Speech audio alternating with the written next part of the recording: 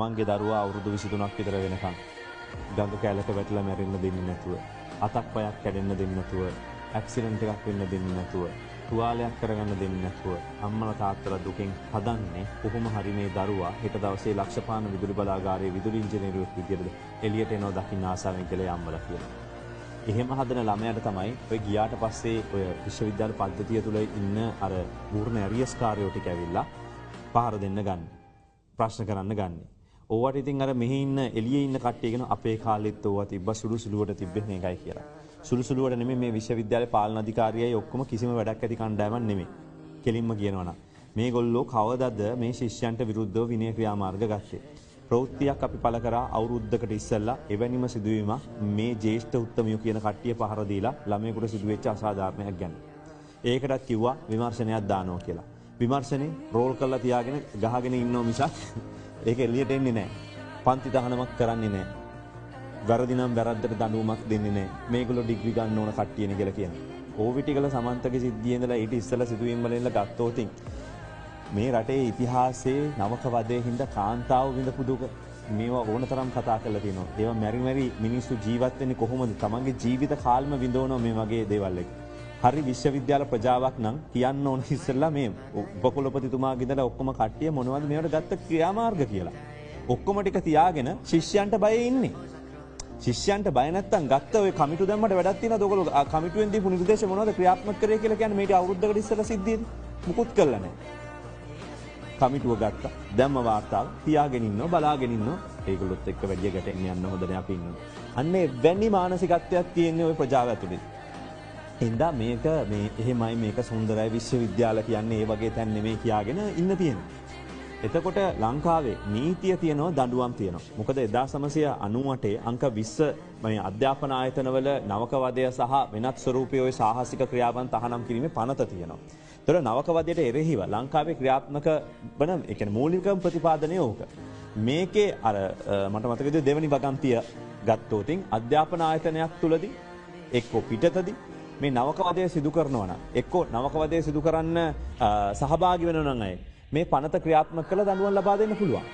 දැන් මේක ඇතුලේ හොඳේ වෙනත් අර එළියේ රෙන්ට් කරලා තියෙන තැන්වල නෙමෙයි මේ සිද්ධිය වෙන්නේ. ඒකයි තියෙන භයානක තත්ත්වය. දැන් මේ අයෙකුට මහේස්ත්‍රාත්වරයා ඉදිරියේ පවත්වන නඩු විභාගයකින් පස්සේ අවුරුදු දෙකකට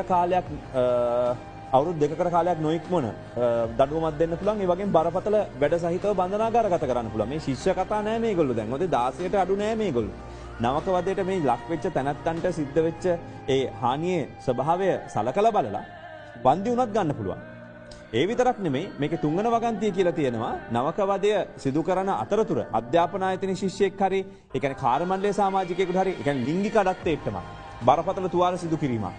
එහෙම නැත්නම් ඒ පුද්ගලයා වර්ධකරු කරොත් මේ සිදුවීමකට අවුරුදු 10 නොඉක්මන කාලයක් සඳහා දඩුවම් දෙන්න පුළුවන් කියලා. දැන් මේ තිරිශාන් ශිෂ්‍යයව හාව පන්නලා තියෙනවා මං හිතන්නේ උඩ තට්ටුවට. ඒතර ගහලා තියෙනවා.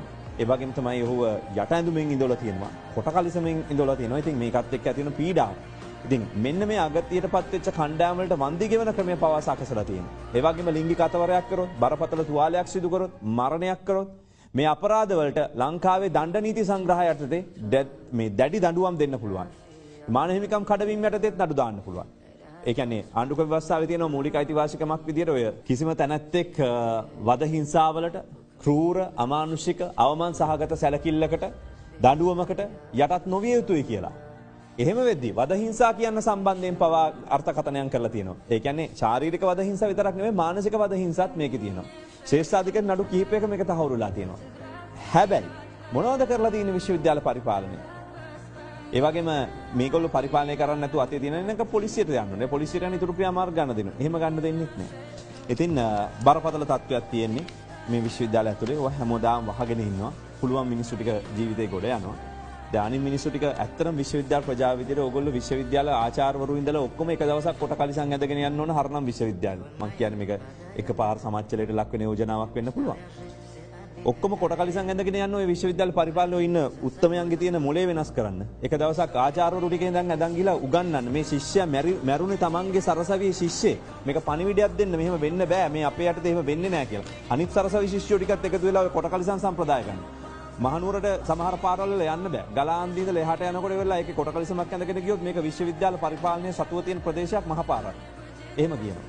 පොටකල් සමාවක් යනවා ගියාම විශ්වවිද්‍යාල කට්ටිය රිදෙනවා. මොනවද මේ සම්ප්‍රදායන්? අවුරුදු ගාණක් තිස්සේ තාමත් මුලේ හැදිලා නැත්තම් මේ ජෙන්සී එක වැඩ කරන විදිහ තේරුම් ගන්නත් බැරි නම් කොහෙන් හරි ආපු මිනිස්සු ටිකක් වැඩ ගන්න මෙහෙම නම් තවත් මොනවද කියලා අහන ගමන් මේ අම්මගේ තාත්තගේ කඳුළු කතාව අහන්න කියලයි ඔබට කියන්න තියෙන්නේ.